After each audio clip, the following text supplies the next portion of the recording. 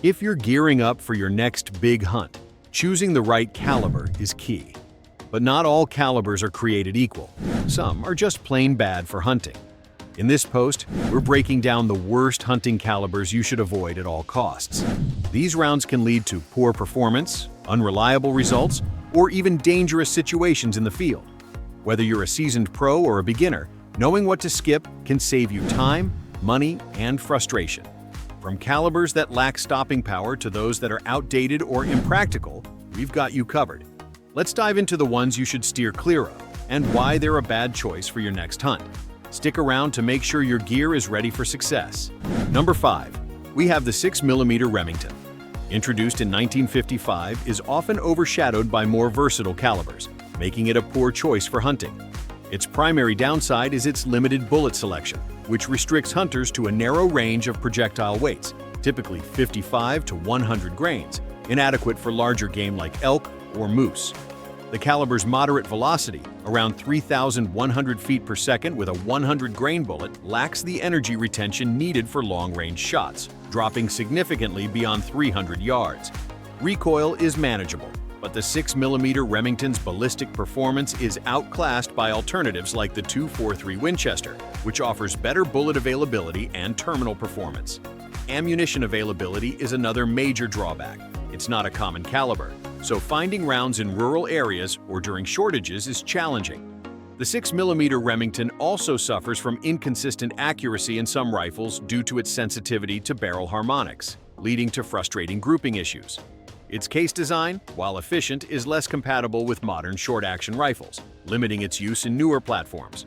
For small game, it's overpowered, risking excessive meat damage, yet it's underpowered for larger animals, failing to deliver ethical kills. Reloading components are harder to source compared to more popular calibers, increasing costs and effort.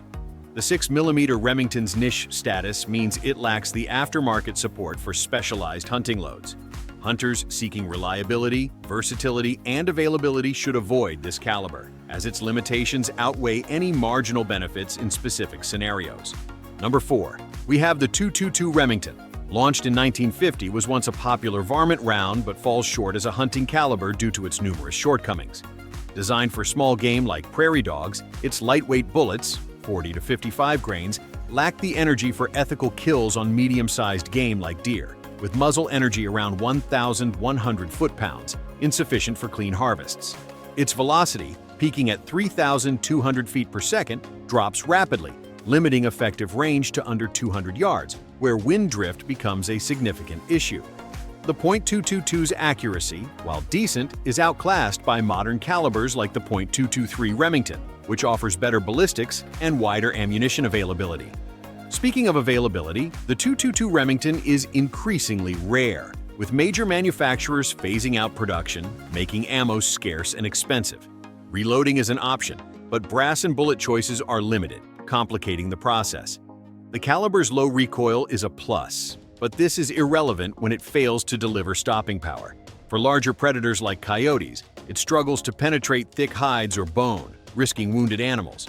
Its short case length restricts powder capacity, limiting ballistic improvements. The .222 also suffers from obsolescence, with few new rifles chambered for it, reducing its practicality. Hunters using this caliber face inconsistent terminal performance, especially with non-premium bullets, which may fragment or fail to expand. Ultimately, the .222 Remington's outdated design, limited power, and logistical challenges make it a caliber to avoid for serious hunting. Number 3. We have 9mm Luger, 9 by 19mm Parabellum. The 9mm Luger, a staple for self-defense and target shooting, is a disastrous choice for hunting due to its inherent design limitations. Primarily a handgun cartridge, its typical 115 to 147 grain bullets deliver muzzle energy of only 350 to 450 foot-pounds, far below what's needed for ethical kills on anything larger than small game like rabbits. Even with plus P loads, it lacks the penetration and expansion required for deer or hogs, often resulting in shallow wounds and prolonged suffering. The 9mm's short effective range, under 100 yards, is hampered by rapid velocity loss, around 1,200 feet per second at the muzzle, making it impractical for open terrain. Its ballistic coefficient is poor, leading to significant drop and wind drift, which complicates accurate shot placement. Ammunition is plentiful, but hunting-specific loads are rare, and most 9mm bullets are designed for human targets, not game, leading to unpredictable terminal performance. Recoil is low, but this doesn't compensate for its inability to deliver deep penetration through bone or heavy muscle. Handguns chambered in 9mm also lack the barrel length for optimal velocity, further reducing effectiveness. For predators like coyotes, the 9mm may fail to anchor the animal, increasing the risk of escape. Reloading for hunting is possible, but inefficient due to the caliber's small case capacity and limited bullet options. Its popularity in defensive scenarios doesn't translate to the field, where its underpowered nature and poor ballistics make it a liability. Hunters should steer clear of the 9mm Luger for anything beyond minimal pest control. Number 2. We have the 223 Remington 5.56 NATO. A widely used but a poor hunting caliber for many scenarios due to its significant limitations. Designed for military and varmint applications, its 55 to 77 grain bullets generate around 1,200 to 1,500 foot-pounds of muzzle energy, adequate for coyotes or small deer, but woefully underpowered for larger game like elk or bear.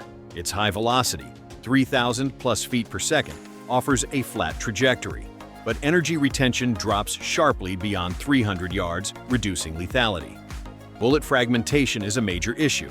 Many .223 loads, especially lighter ones, disintegrate on impact, failing to penetrate deeply enough for vital organ damage on medium-sized game. While heavier bullets improve penetration, they're less common and still lack the sectional density for consistent performance. Ammunition is abundant, but hunting-specific loads are a small fraction of available options, and non-hunting rounds perform poorly on game.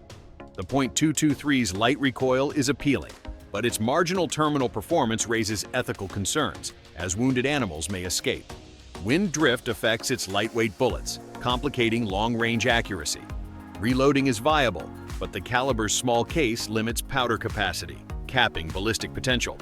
Some states restrict .223 for big game due to its inadequacy, forcing hunters to choose alternatives. For predators, it's passable, but calibers like .243 Winchester outperform it. The .223's military roots don't translate well to hunting, where its inconsistent terminal ballistics and limited power make it a caliber to avoid for serious pursuits. Number 1. We have the 22 LR Long Rifle. A rimfire cartridge beloved for plinking and small game, is the worst hunting caliber due to its abysmal performance on anything beyond squirrels or rabbits. Its 30 to 40 grain bullets produce a meager 100 to 150 foot-pounds of muzzle energy, wholly inadequate for ethical kills on deer, hogs, or predators like coyotes. With a muzzle velocity of 1,200 to 1,700 feet per second, it loses energy rapidly, limiting its effective range to 50 to 75 yards, where even slight miscalculations lead to inhumane shots.